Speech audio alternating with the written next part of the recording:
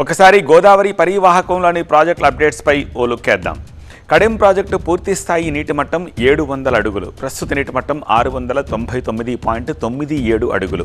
Inflow 4254 క్యూసెక్కులుంటే outflow 4254 క్యూసెక్కులు as it ఈస్గా ఉంది.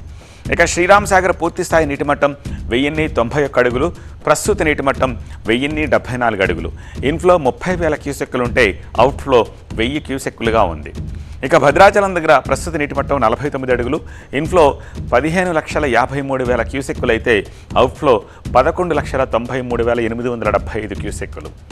అక్కడ నుంచి ధవళేశ్వరం బ్యారేజ్ దగ్గర ప్రస్తుత నీటి మట్టం 13.90 అడుగులు, ఇన్ఫ్లో 10,06,800 క్యూసెక్కులు, అవుట్ఫ్లో 13,70,800 క్యూసెక్కులు.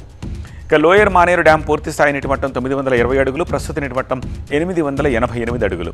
ఇన్ఫ్లో 206 క్యూసెక్కులు, అవుట్ఫ్లో కూడా 206 క్యూసెక్కులుగా ఉంది. ఇక ఎగువ నుంచి వస్తున్న వరదతోటి తెలుగు రాష్ట్రాల్లోని ప్రాజెక్టులు పొంగుతున్నాయి. కృష్ణా కారిడార్ పరిధిలోని ప్రాజెక్టుల లేటెస్ట్ అప్డేట్స్ కూడా ఒకసారి చెక్ చేద్దాం. వెరీ ఫస్ట్ జూరాల పూర్తి స్థాయి నీటి మట్టం 318.516 మీటర్లు, ప్రస్తుత నీటి మట్టం 317.33 మీటర్లు. ఇన్ఫ్లో 160,000 క్యూసెక్కులు, అవుట్ఫ్లో 177,000 క్యూసెక్కులు. ఇక శ్రీశైలం పూర్తి స్థాయి నీటి మట్టం 885 అడుగులు, ప్రస్తుత నీటి మట్టం 849 అడుగులు. ఇన్ఫ్లో 152,186 క్యూసెక్కులు, అవుట్ఫ్లో నిల్. నాగార్జున సాగర్ పూర్తి స్థాయి నీటి మట్టం 590 అడుగులు, ప్రస్తుత నీటి మట్టం 513 అడుగులు. ఇన్ఫ్లో 900 క్యూసెక్కులు, అవుట్ఫ్లో కూడా 900 క్యూసెక్కులుగా ఉంది.